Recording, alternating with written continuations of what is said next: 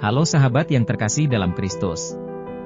Selamat datang kembali di channel Non Farisi, channel yang selalu hangat dan terbuka untuk mengulas cerita-cerita unik dalam Alkitab. Bagaimana kabar kalian sahabat? Semoga sehat dan selalu dalam lindungan Tuhan.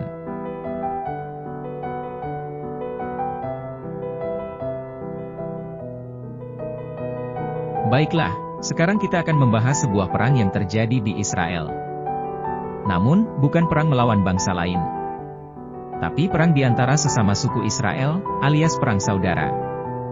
Yang dikenal dengan perang antara semua suku Israel melawan saudaranya suku Benyamin.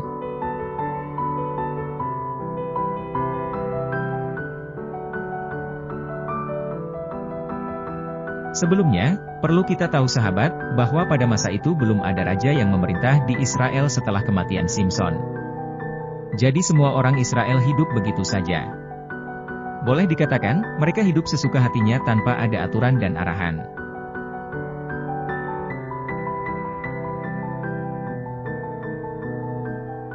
Jadi mari kita mulai kisahnya ya. Seiring berjalannya waktu, ada seorang suku Lewi tinggal di balik pegunungan Efraim. Dia memiliki seorang gundik istrinya yang berasal dari Betlehem tanah Yehuda. Dia juga memiliki kepunyaan yang lain yaitu seorang pembantu dan keledai. Suatu ketika, istrinya serong dan minggat ke rumah ayahnya di Betlehem dan tidak kembali selama 4 bulan lamanya. Lalu suaminya, orang Lewi itu, segera pergi menyusul untuk menjemput dan membawanya kembali pulang. Sesampainya di sana, tinggallah ia beberapa hari untuk menginap bersama mertuanya. Singkat cerita, setelah orang Lewi itu menjemput gundiknya ke rumah ayahnya, maka berangkatlah mereka untuk kembali pulang. Di dalam perjalanan, ketika hari mulai petang, mereka mencari persinggahan untuk menginap. Waktu itu mereka tiba di kota Gibea, suatu daerah yang dimiliki oleh suku Benyamin. Namun, ketika mereka masuk ke kota itu, tidak ada satupun penduduk di sana yang mengajak mereka untuk menginap. Akhirnya mereka beristirahat sejenak dan duduk di tanah lapang kota Gibea. Lalu muncullah seorang kakek tua yang tinggal di kota. Dia adalah pendatang yang sama dengan orang Lewi itu, berasal dari pegunungan Efraim. Hari semakin malam dan orang tua itu melihat mereka berada di lapangan kota. Hatinya berniat baik dan mengajak mereka untuk menginap di rumahnya. Disinilah awal mula tragedi pemicu peperangan.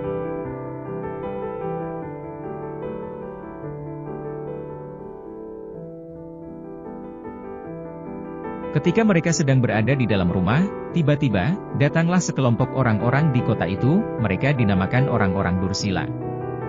Mereka mengepung dan menggedor rumah itu dan meminta tamunya yang menginap supaya keluar dari rumah. Tapi, orang tua itu mencegah dan menawarkan mereka, bahwa ia memiliki anaknya yang perawan dan seorang gundik milik orang Lewi. Tapi mereka tetap bersikeras untuk membuka pintu. Lalu setelah adu mulut meminta supaya mereka keluar, akhirnya orang Lewi itu menyerah dan memberikan gundiknya sebagai pengganti keluar dari rumah itu. Sekelompok orang itu pun akhirnya mengambil perempuan itu lalu mereka sungguh tega berbuat keji kepadanya. Mereka berbuat asusila serta mempermainkannya semalaman sampai fajar menyingsing.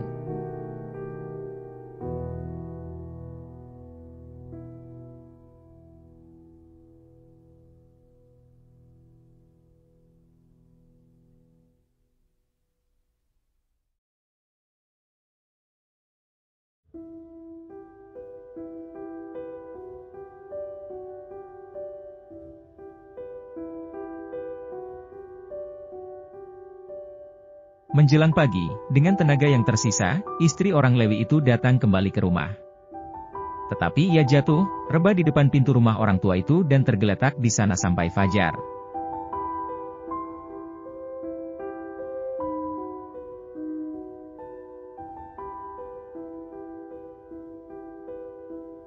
Lalu bangunlah tuannya sekaligus suaminya, orang Lewi itu dan membuka pintu. Dia melihat gundiknya sudah rebah dengan tangannya berada di ambang pintu. Orang Lewi itu berkata, "Bangunlah, ayo kita pulang."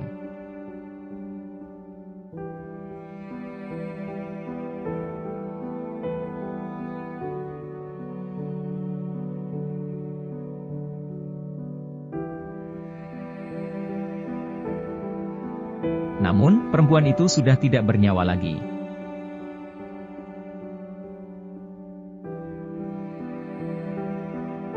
Kemudian ia berkemas dan segera mengambil mayatnya untuk dibawa pulang.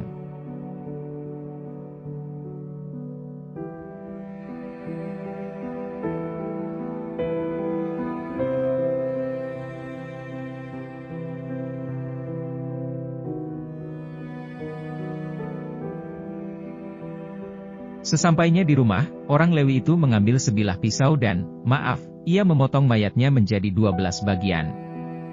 Lalu, ia membagikan potongan-potongan itu ke seluruh bangsa Israel.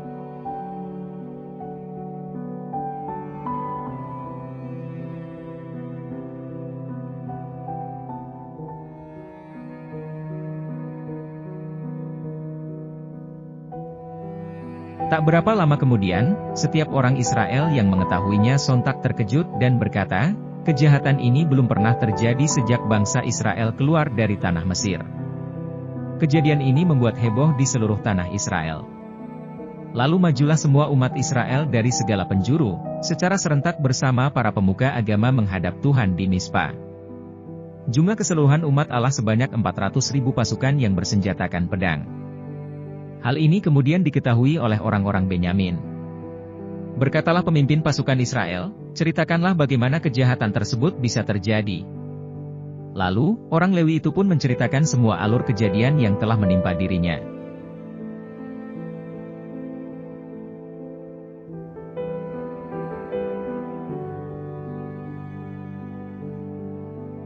Maka marahlah orang-orang Israel, dan mengirim para pasukannya kepada seluruh suku Benyamin. Dan berkata, serahkanlah orang-orang Dursila itu, supaya kejahatan dihapus dari tengah-tengah Israel. Tapi sayangnya, Bani Benyamin tidak mau mendengar perkataan saudara-saudaranya itu. Malah sebaliknya, Bani Benyamin dari kota-kota lain berkumpul di Gibea untuk maju berperang melawan orang Israel. Jumlah pasukan Benyamin sebanyak 26.000 orang bersenjatakan pedang, belum termasuk penduduk Gibea. Jadi sahabat, perbandingan jumlah pasukan antara Israel dan Benyamin yaitu, 400.000 melawan 26.000.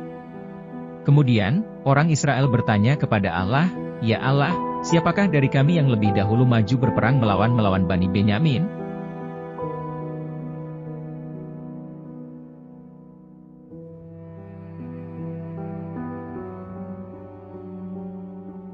Jawab Tuhan, suku Yehuda maju lebih dahulu. Maka, majulah pasukan Israel menyerang Benyamin dan mengatur barisan perangnya dekat kota Gibea. Begitu pula pasukan Bani Benyamin, juga maju menyerang dan berhasil membunuh pasukan Israel sebanyak 22.000 orang. Dengan segenap kekuatan, pasukan Israel kembali mengatur barisannya semula.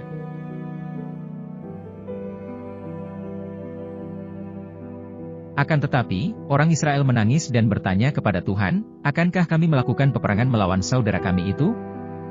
Jawab Tuhan, "Majulah dan lawan mereka." Kemudian, Israel kembali mempersiapkan pasukannya hendak melanjutkan perintah Tuhan. Akan tetapi ketika mereka ingin mendekati Gibea, mereka langsung diserbu oleh pasukan Benyamin. Sehingga gugurlah pasukan Israel sebanyak 18.000 orang. Kemudian, pergilah semua orang Israel itu sampai di Betel. Di sana mereka menangis dan berpuasa hingga hari petang. Mereka mempersembahkan korban bakaran dan korban keselamatan di hadapan Tuhan. Untuk kedua kalinya, orang Israel bertanya kepada Tuhan, "Haruskah kami sekali lagi maju berperang untuk melawan saudara kami itu? Atau haruskah peperangan ini dihentikan?" Dan Tuhan menjawab, "Majulah, sebab besok aku akan menyerahkan mereka ke tangan kalian."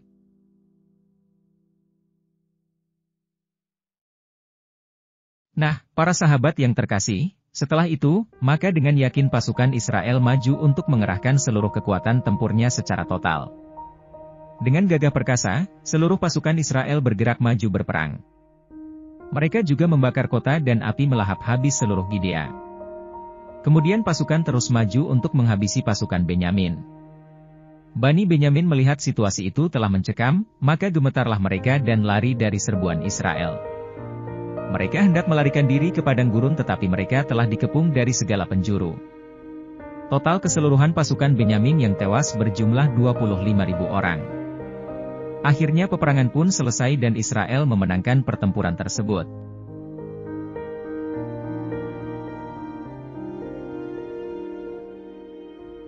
Akan tetapi, orang-orang Israel lainnya merasa kasihan kepada suku Benyamin dan berkata, hari ini ada satu suku terputus dari kita. Bagaimanakah dengan penduduk mereka yang tersisa untuk melanjutkan keturunannya? Maka disuruhlah 12.000 orang pasukan Israel untuk menyerang penduduk Yabes Gilead. Semua laki-laki dibunuh kecuali perempuan-perempuan yang masih perawan belum pernah menikah. Setelah itu, orang Israel membawa perempuan-perempuan itu kepada suku Benyamin yang masih hidup untuk dapat melanjutkan keturunan. Karena orang Israel telah bersumpah untuk tidak memberikan istri dari anak-anak perempuan mereka kepada Bani Benyamin. Maka selesailah perkara itu dan semua orang-orang Israel kembali pulang ke tempatnya masing-masing sesuai dengan milik pusakanya.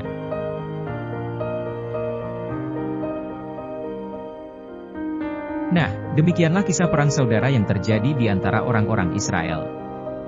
Bagaimana pendapat kalian sahabat? Cukup ironis bukan?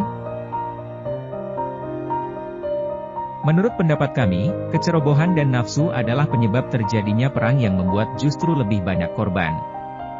Semoga kita semua dapat mengambil hikmah dan pesan yang terkandung atas peristiwa ini.